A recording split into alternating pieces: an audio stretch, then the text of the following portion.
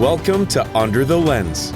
Come and enjoy an extraordinary, raw, and unfiltered podcast that delivers debate, discussions, and interviews about film, pop culture, and everything in between. Here is your host, film critic and journalist, Byron Lafayette.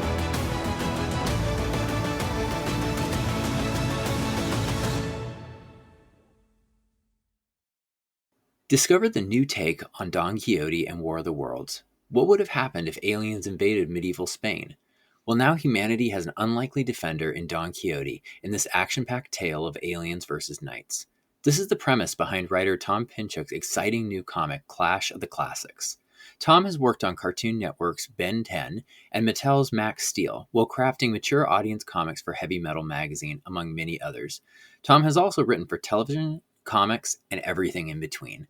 I'm very excited to have talked with Tom today about his new project, Clash of the Classics, and I hope that you enjoy our conversation. Well, Tom, thanks for taking the time to come and chat with me about your new project. It's always exciting when I hear something of yours is coming down the pike, so I appreciate you taking the time.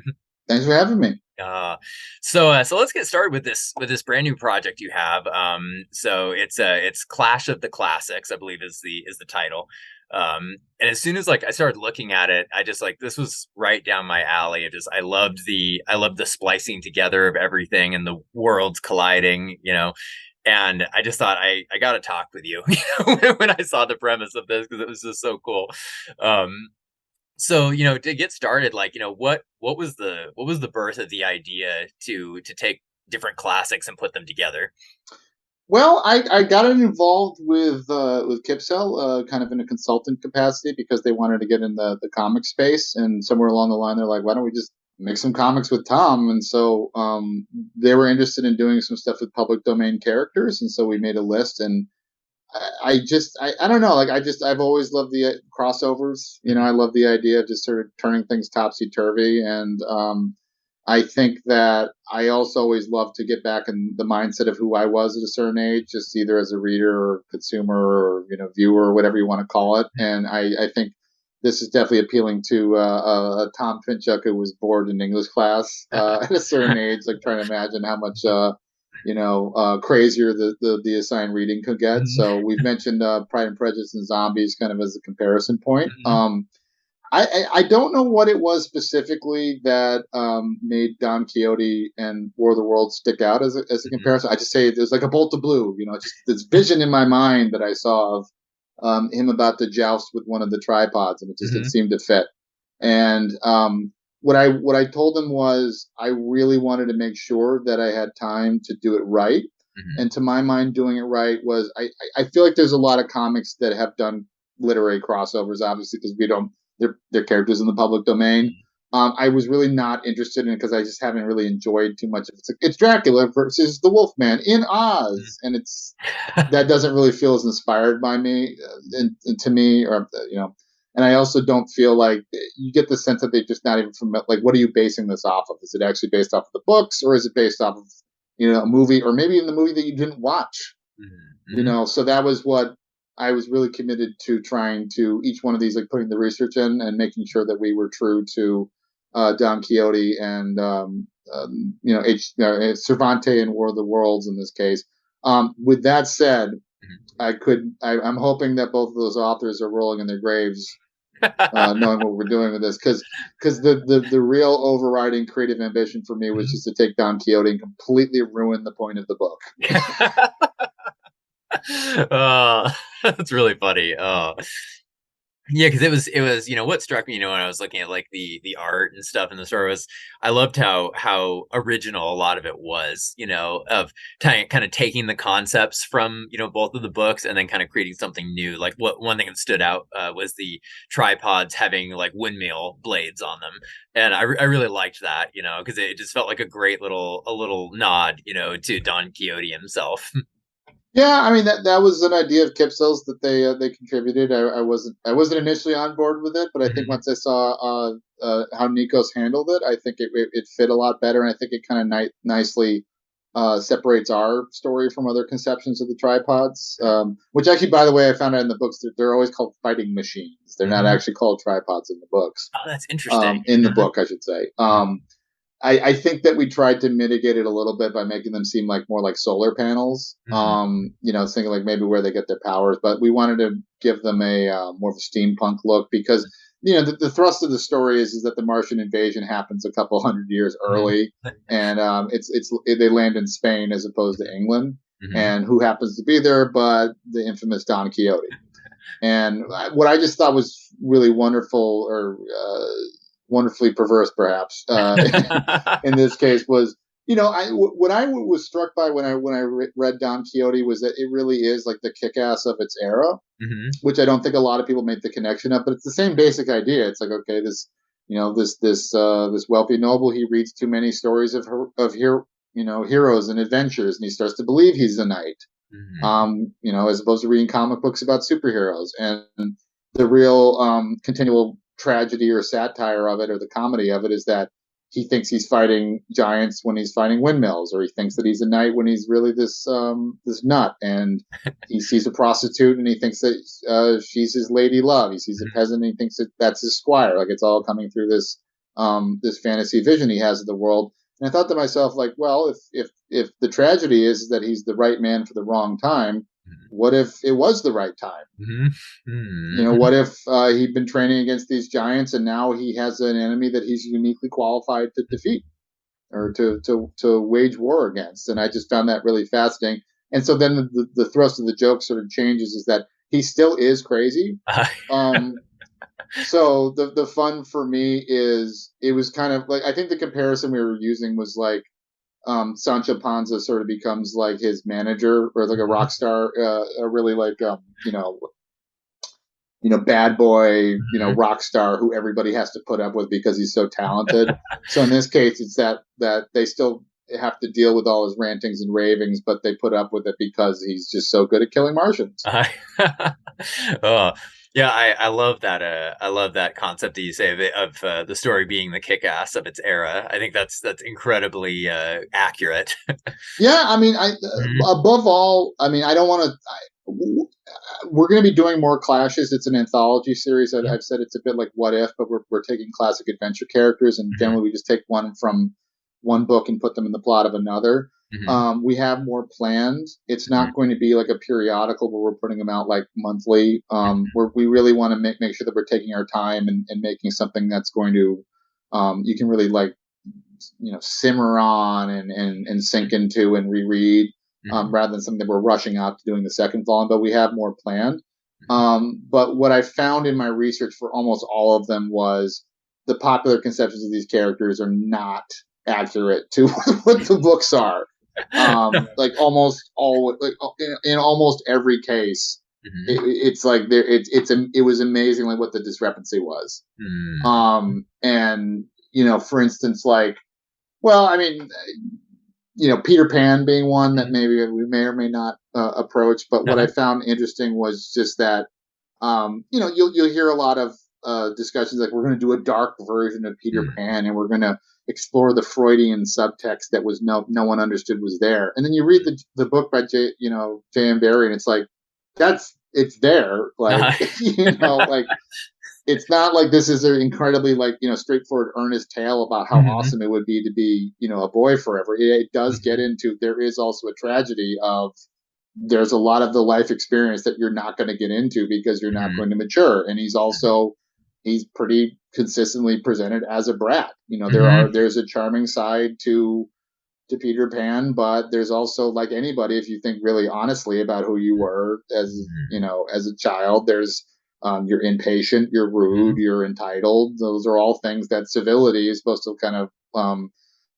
iron out of you, but it's not with Peter. But what I also was struck by was the fact that, like, there's a conversation that they have at one point where, like, I think like Tiger Lily, Peter's confused because after he rescues Tiger Lily, he thinks that she wants more out of him than friendship, and he's not really sure what that means. And then Wendy understands what that means, but she's not about to explain it to him. And it's like, okay, we know what they're talking about. But it's like, that's not your revisionist interpretation of the material. Like, that's there. And so I think above all that was what I found was pretty fun about this. I mean, also say like Sherlock Holmes is a cocaine addict. Yeah. Like it's like I when I first heard about that, like I heard about things like the 7% solution, I assumed that was something like, oh, he's using this medicine that they think is okay, and it wasn't until years later that they found out it was a problem. It's like, no, they knew. Yeah. Like, and it's like I was reading some of the Holmes stories, and one of them even opens with it saying like, Watson says in so many words saying Sherlock's cocaine problem was getting out of control. And so it was something that like that. But the thing was, that was a character flaw. So I think like when people, for instance, they make say comparisons between like say like Sherlock Holmes and House. I remember that was happening a lot of times, and people will think like, oh, these are completely earnest stories with no sense of like ironic contrast or flaws or darkness or whatever. It's like, no, they were there. Like I think Sir Arthur Conan Doyle was presenting a character that was supposed to have. He was writing for an adult audience that was expecting character flaws in their action adventure heroes. And in this case, he was a drug addict. That was his feat of clay. So that was something I think that I was really keen to just explore outright with this, was just the fact that like did I freeze there? No, I think no, you were good. Oh, okay, I just got a little notice that's about my connection. But yeah, that's what I wanted to capture with Quixote, was just that in the book, like specifically, they kind of attribute that his brain is too dry, which I suppose is not a concept that modern medicine generally accepts. But I thought that was an interesting notion, that he was just there was some kind of imbalance in his humors that was causing him to have these mad visions. But I think there's sometimes you might ask somebody who what's Don Quixote about, and they think he's a knight who goes off like having adventures. It's like he's a loser. Like the whole point of like the novel is like, and I also think was kind of interesting too was that at that point, like in the sense of like in the modern world, it was a response to the stories of King Arthur being out of touch with modernity. Like they thought those stories were too simplistic. So we really wanted to embrace that wholeheartedly and just do something that I just kept going back to like what if we just let him win, just let him kick ass, and do that in a way that like just you had like a beautifully ironic point you wanted to make about chivalry and romance, and we're gonna ruin all that. I just want to completely obliviate that point and have some fun with it, and that's. And I think especially what we really were committed to doing was, because we had a one shot, it's really all killer no filler approach where I'm hoping that when everybody reads it, it feels like definitely a complete story. And in the sense that as much as you think that you maybe understand where this mashup might go, we push it way beyond that at the end. So it will escalate to areas that I don't think you might be ready for. Well, that's awesome to hear. Yeah, because I've been noticing a lot more in the comic industry how there's been more one shots coming out. And it's been something that I personally really like, because even though I love a continuing, saga of a story with, new issues and stuff, there's something very fulfilling, about having just that kind of, like you said, no filler, just completely to the point, bookended story in a one shot. And, it's something I definitely enjoy, as well as the other more traditional means. Yeah, I think the comparison I like to use a lot is to say like singles off of an album, or even just singles out of an album. Like, how often do people actually listen to the single that's on the album, right? And I just like the idea of having something that's very just distilled, and we're not saving for tomorrow. Like we're not, this isn't an extended prologue. This is not something that we're saving for the good stuff. We really want to blow things up and burn the house down and really go as far as we can in a concentrated amount of space, rather than saying like, oh, there's going to be a cliffhanger here and we'll get to the good stuff later. Like I think, I think there's both approaches work, but I mean, I'll go ahead and say it. I was part of the thing that I was thinking about with this is I really enjoy like the amalgam comics and like Tangent. Like there was Marvel and DC used to do like these fifth week events in the 90s. They've kind of like gotten away from since then, which was like they'd have a bonus week like every 3 months. Mm-hmm. And so instead of like having like regularly scheduled books, they'd have like a line of one shots. And I remember really enjoying those. Like, and I think there's the same reason that there was an interesting quality of them of just having a perfectly distilled story that kind of ran with a fun premise. What if we combine Marvel and DC characters, or what if we introduce a new universe where it's the same names you may recognize, like there is a Flash and there is a Joker and there is an Atom, but they're completely different characters. And that was something that I thought would be really fun for this, is we have something kind of similar in spirit to that, where we have, you may be familiar with the plot of this one book, and you may be familiar with the character in this other story, but I'm going to take one and put it in the other, and all bets are off. I will also preface everything by the way, by saying that there's a recap at the beginning of the book. I did not want to presume that anybody picking this up would have like a deep familiarity or would really recollect the plot of War of the Worlds or Don Quixote, so we really wanted to meet them halfway. So it's very succinct. Like we have the conceit of the story is that there's some kind of like grand library that exists at the edge of imagination. Some disaster happens there and it causes these books to fuse together. And so we just very quickly say, hey, here's what you should know about Don Quixote. Here's what you should know about War of the Worlds. What if they mash together? So in this case, like I said, like what if the Martians came earlier and they went to a different place, and we're good to go. We're off to the races. Yeah, well, that's awesome that you guys, because I noticed in one of the preview pages, I saw that element of the Grand Library on fire, and I was like, oh, that's cool. It was a great concept. Yeah, I really would push for that. I just think that it's something that I just think that I was really thinking about the Venn diagram of people who might enjoy the story, and it's like, maybe you like comics, and maybe you like, classic literature, and maybe you read Don Quixote, maybe not, maybe you've read War of the Worlds, maybe not. And I wanted, we're going to find the one that kind of hits all those circles. But I said, I've done the homework, so you don't have to. Mm-hmm. That's very cool. Yeah, because it's awesome. Because actually, I've never read Don Quixote. Like, I'm somewhat familiar with the character a little bit, but I have read War of the Worlds, so it's like, that's cool that they have that. Don Quixote is a long one. It's a long one. Yeah, it's an epic for sure. Oh, this kind of has made me curious to go and pick that one up now, because it's always been on my in the back of my mind of like, oh, I should read that at some point. And so, how did it come about for you to work with Nikos on this? I just had such a great experience working with him on Remember Andy Xenon, which hopefully listeners of this program may recall. And I was really eager to work with him again, and I pitched him to Kipsell, and I said, this guy is going to really execute the story perfectly. And he did. He really brought it. And I think we've really been developing a creative partnership that I think we have we're more at ease with each other, and we understand each other's methods even more. And so I think that was something that he absolutely delivered. I'm always in awe, like every time he was handing in a page, and he took something that maybe would sound a little silly on paper and made it feel epic. Like he made it look like this badass action. And so it was something that he was just fantastic to work with. I think maybe more than anything, and what I appreciate about Nikos as well, is that, going back to what I was saying before about trying to make something that's going to last, because it's something I've thought a lot about with like periodicals versus, say, like prestige format books or things that come out like under special circumstances, like a one shot. Time is the issue. Like if you're having to produce monthly, you don't necessarily have time for revisions, or maybe as many revisions as you should get.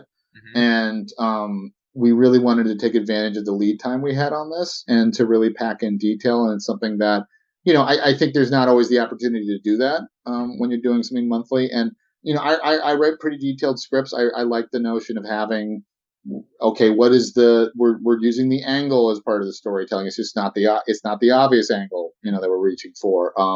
There's going to be details that you might not notice on the first go, and then on the second time, like, oh, that was what was going on there. Or I didn't see that on the page. And there are, I think there's different strokes for different folks all around. I definitely work with some artists who maybe don't have as much capacity sometimes even for that detail, and he jumps at it, and I think that's something that he likes to work with, and so that was something that I'm always impressed that the amount of detail that he's able to pack in, but also how dynamic it all looks. Like it's not just that he factors in all these elements, but he really makes them leap off the page and really makes you want to pump your fist in the air the ways that you wouldn't expect to. Yeah.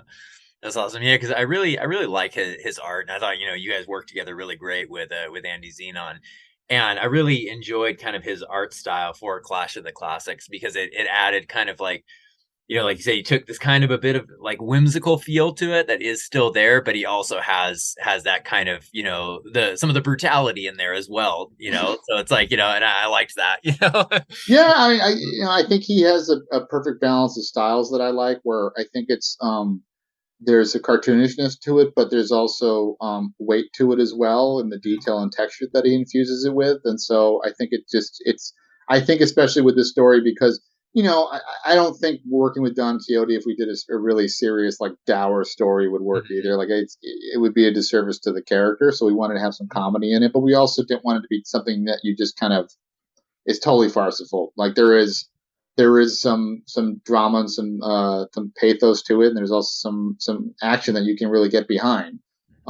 Which again, which was always like the element that I was especially just tickled with, because I just love the idea of like that's the complete opposite point of the novel. Like there's not you'll have to see it to believe it, but I think we managed to pull it off. I should know actually, by the way, too, that we've got something else in the works that's going to be coming up next too. It's going to be a pretty big project.